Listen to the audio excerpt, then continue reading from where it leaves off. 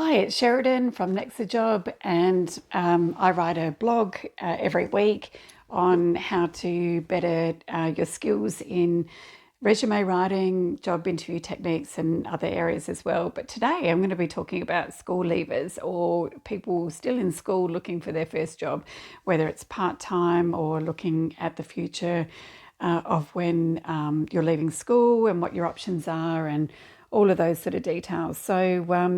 So to start off with, if you are looking for a job while you're still at school or a traineeship or apprenticeship, and you want to update your resume, then usually I know that most schools go through when they're doing work experience to look at your resume and how to write your resume. Please note that some of those resumes aren't necessarily what we look at. So there's probably some areas that I would look to update it. And just to give you an idea is obviously you have your personal details. You can have a photo if you want. And then you could have your career summary and be very specific on putting your career summary.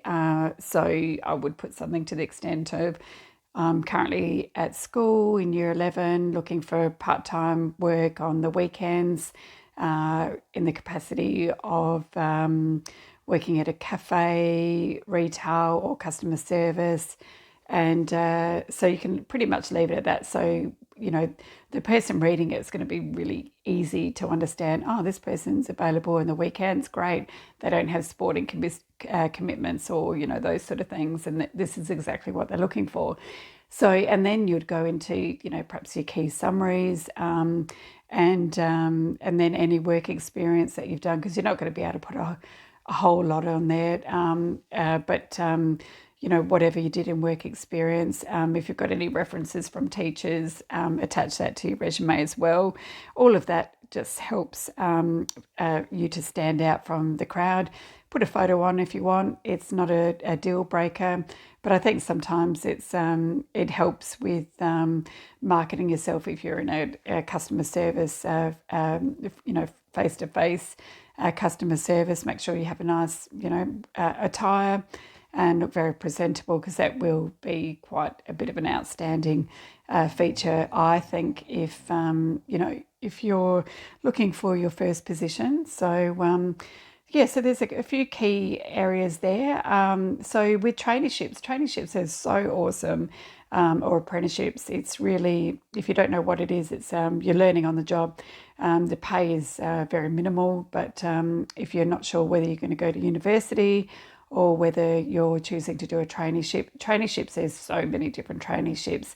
It can be a communications officer traineeships, working in state government, local government, customer service, a general administration, reception, medical reception, dental assistant, those types of professions can be formulated into a traineeship, which is really wonderful.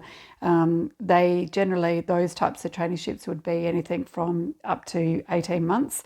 You still study some sort of certification attached to the traineeship.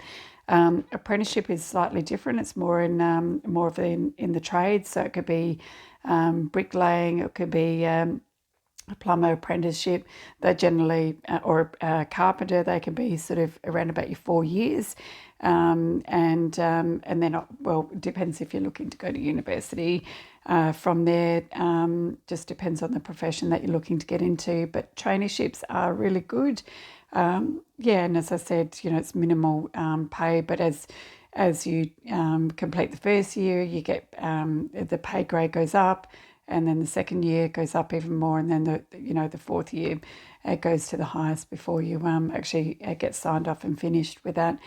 So with any of those, it's a matter of finding out those opportunities. They do get advertised throughout the year, so it's not necessarily, it's based on the client's needs. So it all depends. I mean, ideally, it would be great once, with school leaving, that those traineeships are offered, but that's not necessarily the case.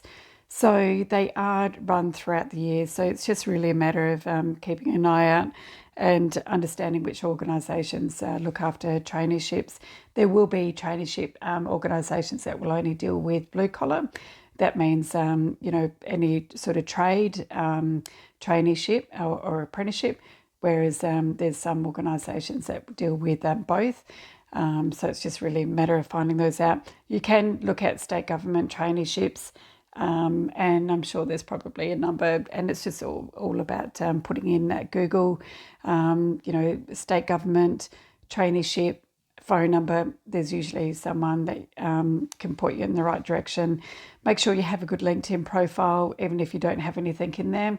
But you could always put on there, currently looking for a traineeship in this specific area. So it's all very easy for someone to look you up, and especially on your resume. So put as much on your resume as possible. Try and get a reference from a teacher, pick up work as much as you can part-time while you're at school, and that only sort of assists with